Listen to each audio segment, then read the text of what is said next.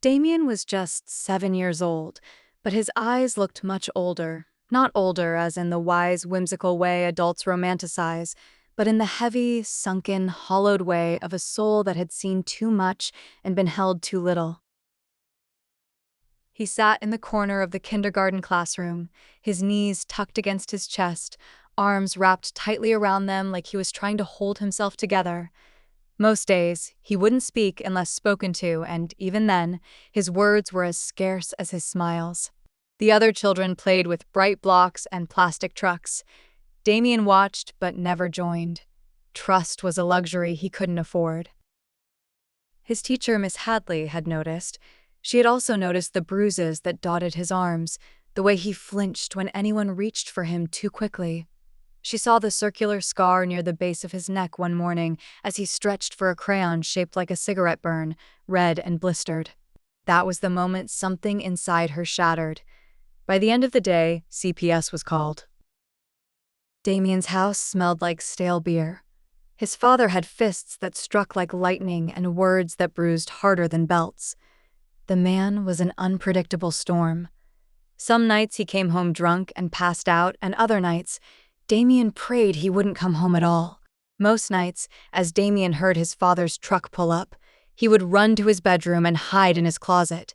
He would listen to his father walk down the passage cursing him. Damien would squeeze himself into the corner and cover his head with his arms. His father would rip open the closet, pull Damien out by his hair, kick him in his ribs, and punch his tiny arms.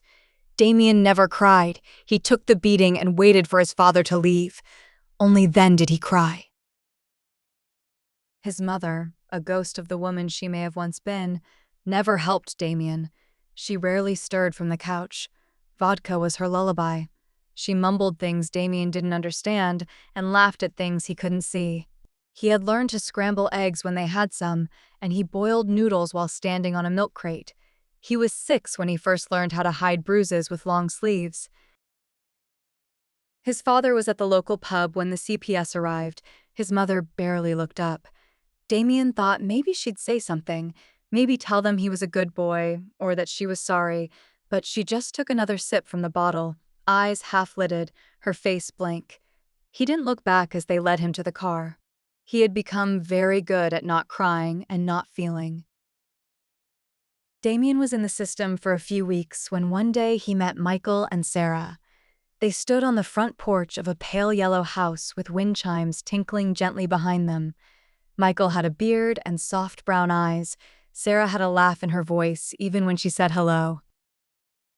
Damien didn't say much. He clutched his tiny bag, a ripped backpack with all he owned, and stared at their shoes. But Michael knelt to eye level and said something Damien would remember forever. "Hey, kiddo, we're not perfect, but we've got pancakes and we've got time." Damien put his tiny hand into Sarah's, and they led him to the car. The first night was the hardest. The bed was too soft, the room too quiet. There was no shouting, no slamming doors, and no glass breaking. Damien didn't sleep. He just stared at the ceiling and waited for something bad to happen. But nothing did. In the morning, Michael made pancakes with blueberries. Damien had never had them before.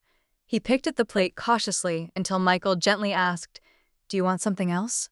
Damien shook his head, then in a whisper, said, "No one ever made me pancakes before." Michael didn't push. He just said, "Well, I hope you like 'em. I make 'em every Saturday. Deal?" Damien nodded slowly, and that was the beginning. Damien spent his days alone in his room. He'd stare out the window watching the neighborhood children playing in the street. One afternoon, Michael came home holding a baseball glove and a ball. "Thought we could toss this around." Damien didn't know how to play, but Michael showed him. He showed him how to throw and catch and how to laugh when you miss. He also taught him how to try again and how to not give up. Every catch they made was like stitching a new piece into Damien's heart, and soon he started to smile. Sunday morning, Sarah snapped a photo of Damien asleep on Michael's chest, both curled on the couch after a long day of playing catch. When she printed and framed it, Damien stared at it for a long time. "That's you," Michael said, smiling. "Safe and home."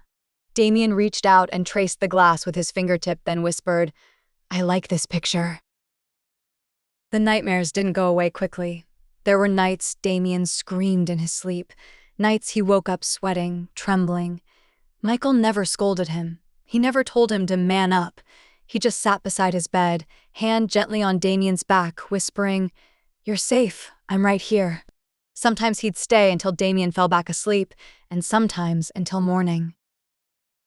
Damien registered in the local kindergarten.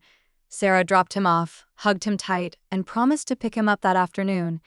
He was sitting on the steps close to the school playground when a boy named Marcus offered Damien a turn on the swings.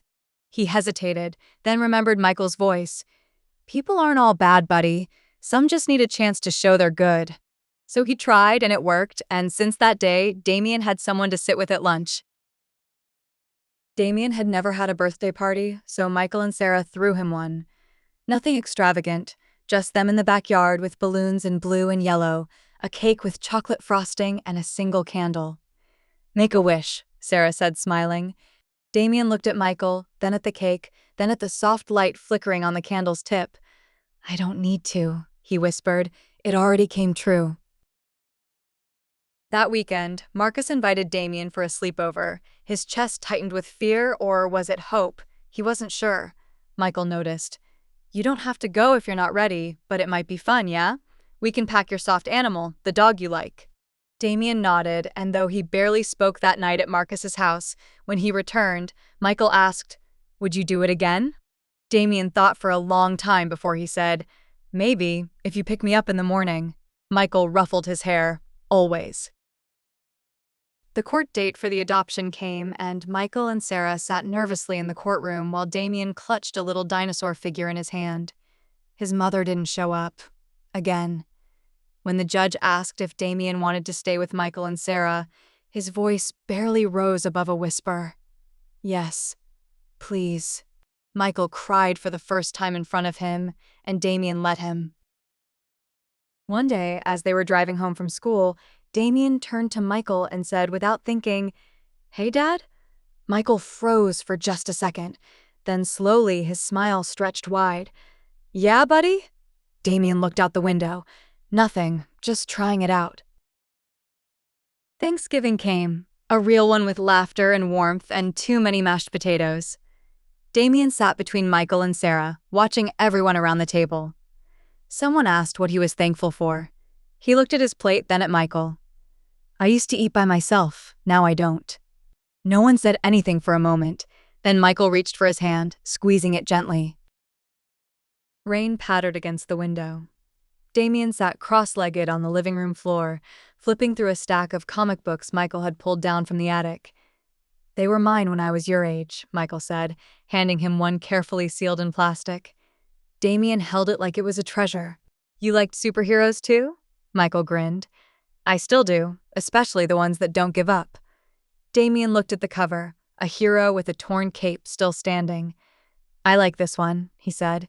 "He looks tired, but he's still trying." Michael nodded. "Kinda reminds me of someone I know," and Damien smiled. The months passed, and Damien slowly settled into his new home. He joined the school soccer team. It was his idea, and that surprised everyone, including him. He wasn't the best. He tripped more than he kicked, but when Michael came to the first game, cheering from the side, Damien ran harder. At the end of the match, muddy and breathless, he ran into Michael's arms without hesitation. "You saw me score," Michael laughed. "I saw everything. I've never been prouder." One day, Sarah found him staring at an old hall closet that he'd avoided. "Want to open it?" she asked. He shook his head. "My old closet, back then. I used to hide in one when they yelled or hit me." Sarah crouched beside him. "This one's different. You want me to open it first?" He hesitated, then nodded. Inside were winter coats and scarves. Nothing scary. "It's just coats," he whispered. "Just coats," Sarah echoed, gently pulling him into a hug. A few weeks later, a letter came in the mail. It was from his birth mother.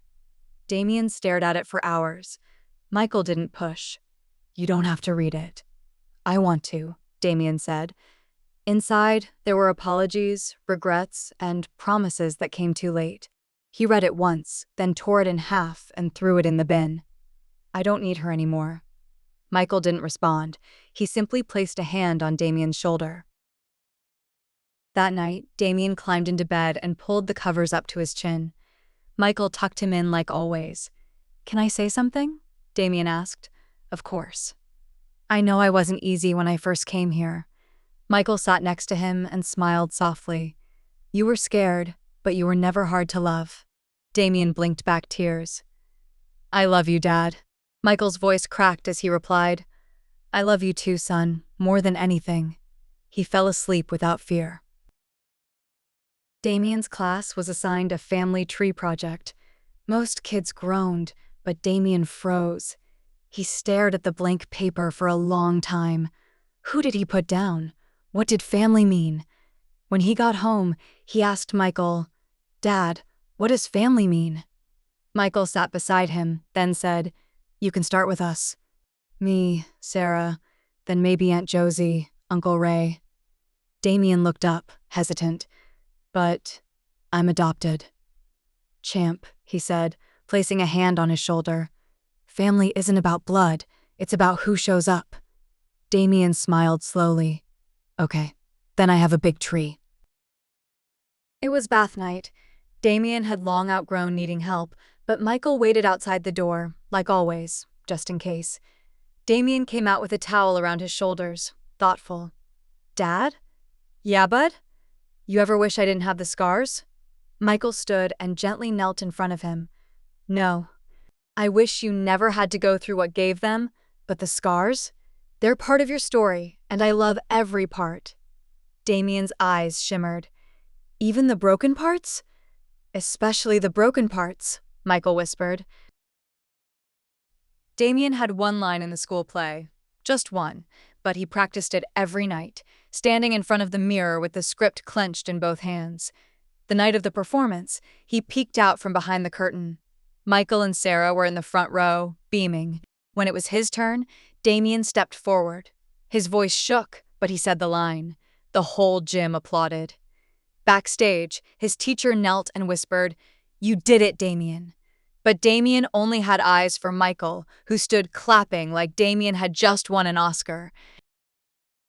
One morning, Damien found Sarah sitting on the kitchen floor, crying quietly. He had never seen her like that. He hesitated, then sat beside her. "Did I do something wrong?" She shook her head and smiled through the tears. "Not at all. I am so happy we found you, and I'm so, so proud." "I love you, little one." Damien leaned against her and Sarah wrapped an arm around him. Damien buried his face in her shoulder. "I love you, Mom." They went on a school field trip to the Natural History Museum. Had never been before. He wandered from exhibit to exhibit, wide-eyed, but when they reached the fossils, he froze. His small voice whispered, "They look like pieces." Michael, chaperoning nearby, stepped beside him. "They are. But together, they tell a whole story." Damien looked at him. "Like me?" Michael nodded. "Exactly like you." I'd like to take a moment and pause. Thank you for joining me on this journey. Please show a kindness by clicking like and subscribe. It would help our channel so much. Let's continue our story. It was a quiet Sunday morning when Damien asked a question. He was helping Michael fix the fence in the backyard. His hands were covered in dirt, his brow furrowed in concentration, and, out of nowhere, "Do you think I would have turned out like him? My real dad?" Michael paused, resting a hand on the top rail. "No. Because you're you. You choose who you become, son, not him." He stared at his shoes. "But I feel angry sometimes. Real angry." Michael knelt beside him. "Angry doesn't make you him, it means you're healing, and healing takes time." He nodded slowly. "I'm glad I'm here," he whispered. Michael smiled. "So am I." Damien's front tooth that had been wobbling for days, and during dinner, it popped out. He stared at it in shock. Then he laughed, really laughed. Sarah clapped, and Michael held up a napkin. "Looks like the tooth fairy's making a stop tonight." He grinned, gap-toothed. You think she'll come? Michael winked. I know she will. That night, Damien placed the tiny tooth in a folded tissue under his pillow. When he woke the next morning, there was a shiny coin and a note. You're growing into something amazing. Keep shining. Damien carried the note in his pocket for weeks. It started with a broken toy. Something snapped inside him. Old panic flared, old fears tangled in his chest. He screamed, threw things, and kicked at the wall.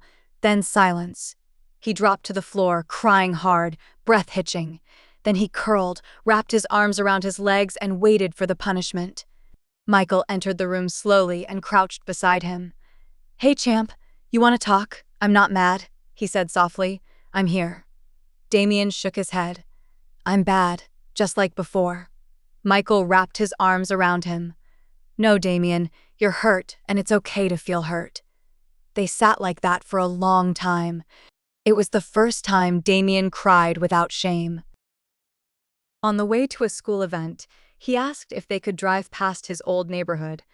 Without saying a word, Michael drove. He recognized the corner, the convenience store, the cracked sidewalk. His stomach twisted. That's where I used to hide when it got bad, he murmured. Michael pulled the car over, turned off the engine. Do you want to go back? He shook his head. No, I just needed to remember, to know I'm not there anymore. Michael reached over and took his hand. You're never going back to that life, I promise. Damien squeezed his fingers tight. Thank you, Dad. Even though Damien was older now, he still used a nightlight. One evening, Sarah found him unplugging it. You sure? She asked gently. He nodded.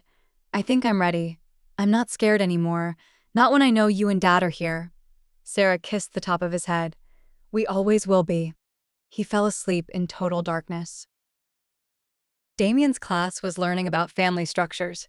The teacher asked, Can anyone tell me who takes care of them at home? Hands shot up. When it was his turn, he hesitated. Then he stood and said clearly, My mom and Dad. They adopted me. A few students looked surprised. One asked, What's that mean? He smiled. It means they chose me and I chose them back. When he got in the car that day, Michael asked how school was, and Damien simply said, It was a good day, Dad. Michael and Sarah had planned a quiet dinner for their anniversary. Damien was supposed to go to a friend's house, but plans changed. He came home early. He found the table set, candles flickering. I messed it up, he said, guilt heavy in his voice. Michael and Sarah looked at each other, then at him. Come sit, Sarah said, pulling a third chair to the table. You being here? That's a gift, Michael added. They didn't see a ruined evening. They saw their family, complete. Sarah handed Damien a small wooden box one afternoon. Inside were photos. His first day of school, the birthday party, the pancake mornings, a lock of hair and drawings he'd made. I've been saving these, she said. Mom things. He ran his hand over each item. You kept all this? Sarah smiled. Every little bit, because every moment with you matters. Damien closed the lid gently. Can I add to it? Of course. He ran to his room and returned with his baby tooth note from the tooth fairy and put it inside the box. Michael coached Damien's school team. One game, the score was tied, bottom of the final inning. Damien was up to bat. He was nervous. He could barely hold the bat steady. Michael gave him a nod from the sideline. You don't have to hit a home run. Just swing, son. Damien swung. The ball soared. It wasn't a home run, but far enough for him to make it to second base. They won the game. The crowd cheered, and he smiled from ear to ear.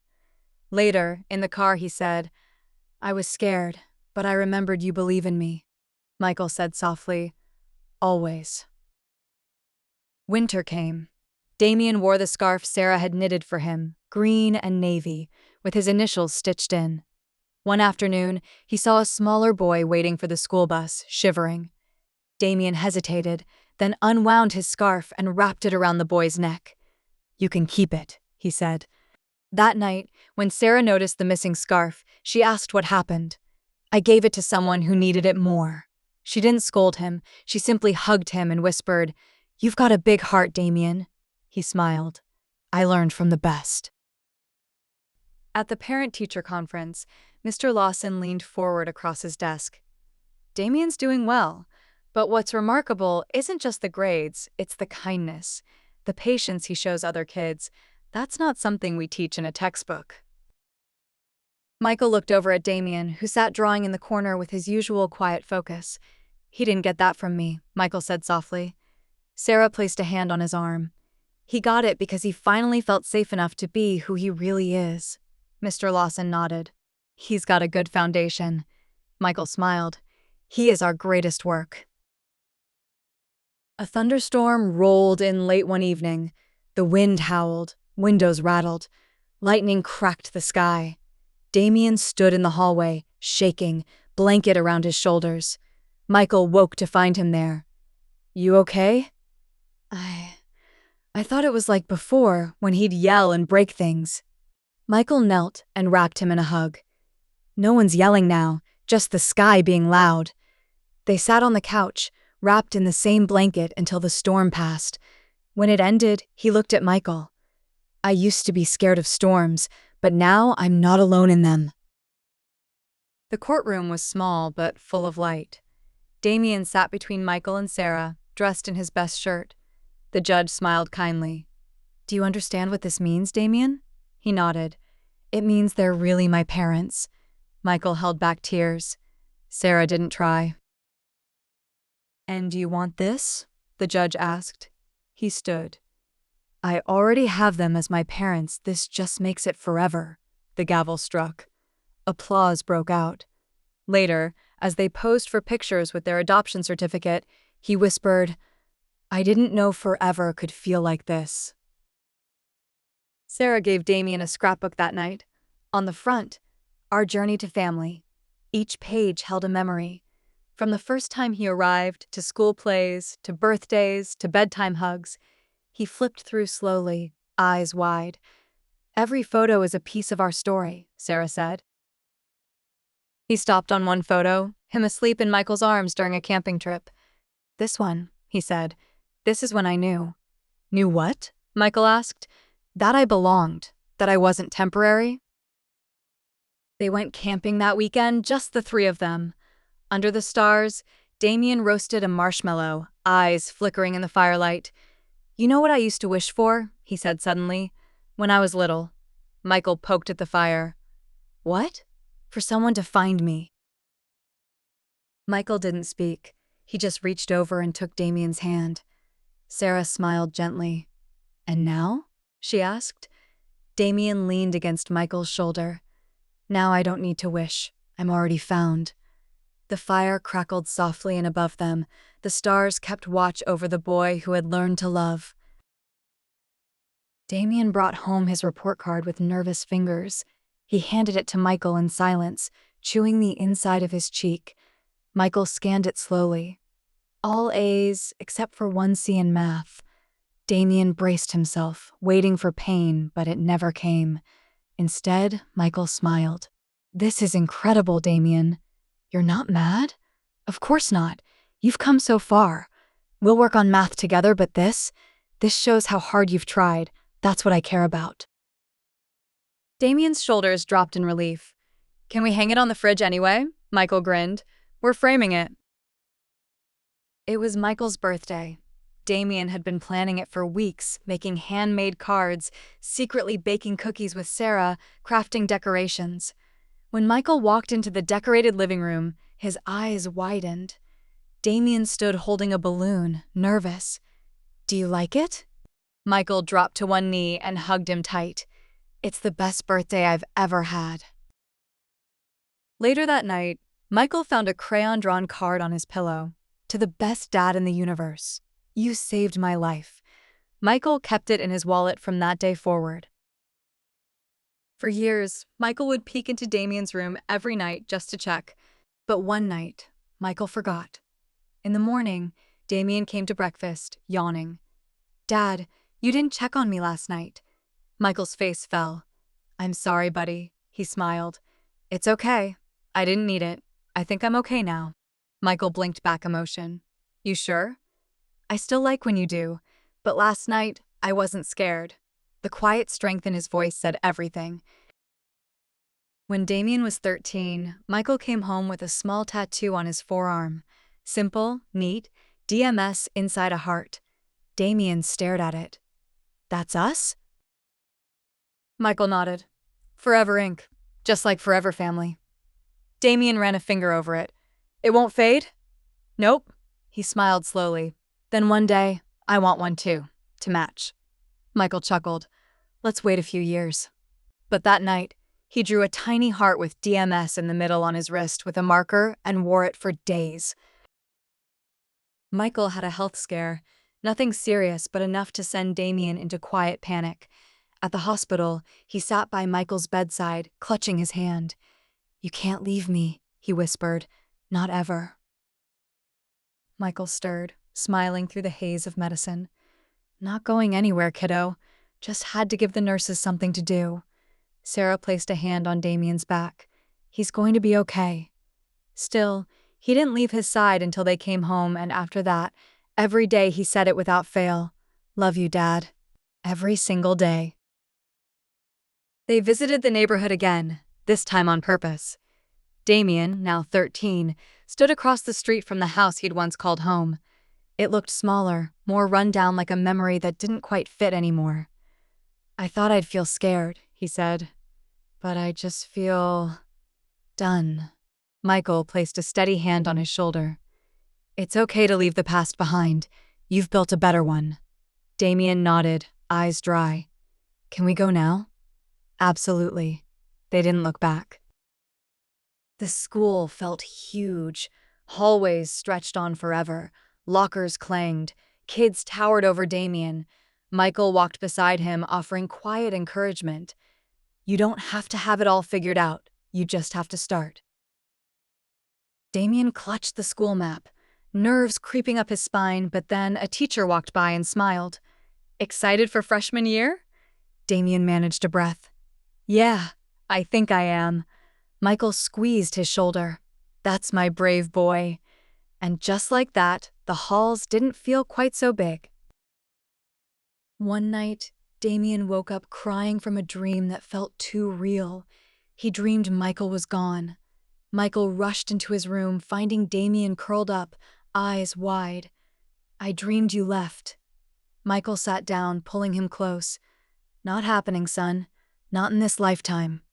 Damien clung to him like he was anchoring the world. "You're my real dad," he whispered. Michael kissed the top of his head. "And you're my real son. Always." Damien was invited to his first school dance. He didn't want to go. It was too loud and too crowded, just too much for him, but Michael encouraged him. "Just show up. You don't have to stay, but sometimes good things happen when you try." Damien went. He stood awkwardly near the punch table when a girl from class walked over. "Hi, I'm Natalie." He smiled nervously. "I'm Damien." They talked, then danced.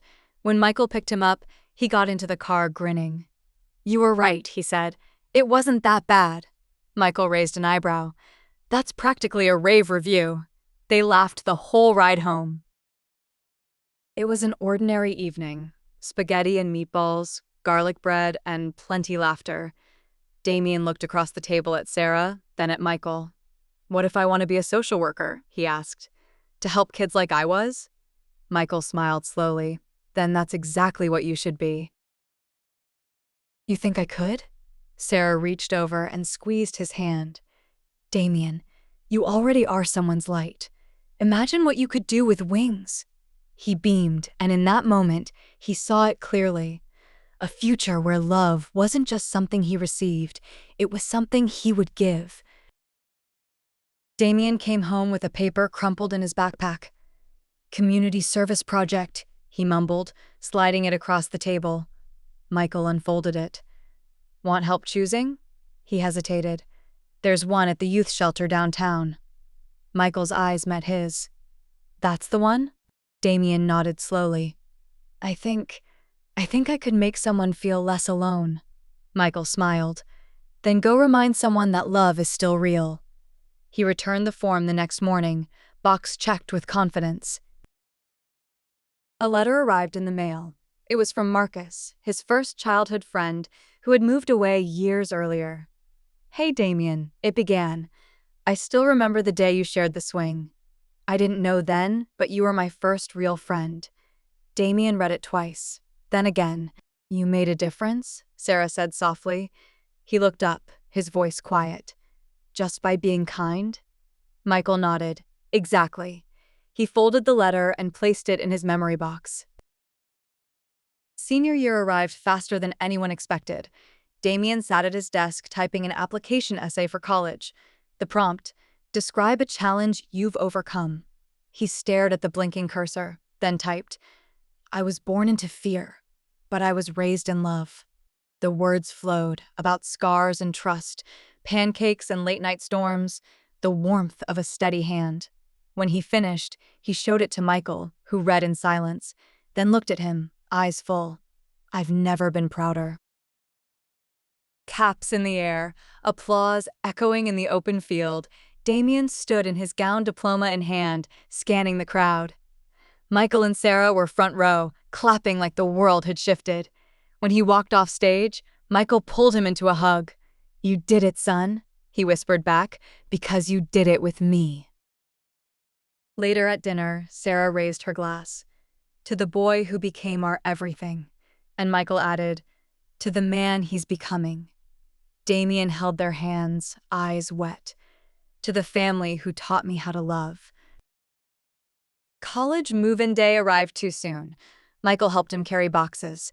The halls were filled with laughter and tears. Damien stood in his new dorm, looking around with excitement and nerves. Michael handed him a small box. Inside, the framed photo from their first Sunday nap together. "Bring a piece of home with you," he said. Damien hugged them both tightly. "I'll call. A lot." Sarah laughed. "We're counting on it." As they walked out, Michael looked back at the room and his heart was full. Damien's first apartment was tiny, filled with hand-me-downs and thrift store charm.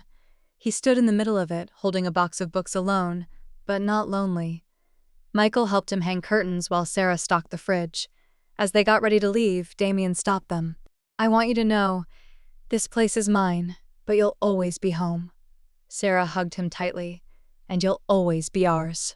When the door closed behind them, Damien sat on the couch and smiled. A new beginning. A good one. Damien's internship at the youth shelter began that fall. The first child he worked with was 6 years old, quiet, bruised, and afraid to speak. Damien knelt to eye level and said the words Michael once said to him, "We're not perfect, but we've got pancakes and time." The boy blinked, then nodded. Damien left that day knowing one thing. His past hadn't broken him, it had prepared him. Late one evening, he received a voice message. Michael's voice, warm and steady. "Just checking in. We love you no matter what. Always." He played it twice, then again. He didn't reply with a call. Instead, he recorded one of his own. "Hey, Dad. Just wanted to say thank you for everything. You made me who I am." He paused. "And I like who I'm becoming." Damien stood at the front of a packed auditorium. He'd been invited to speak, his first keynote, to young professionals entering child welfare fields. He looked out at them, then began, "I'm not here because I read about trauma in a textbook. I'm here because I survived it, and more than that, I was rescued from it."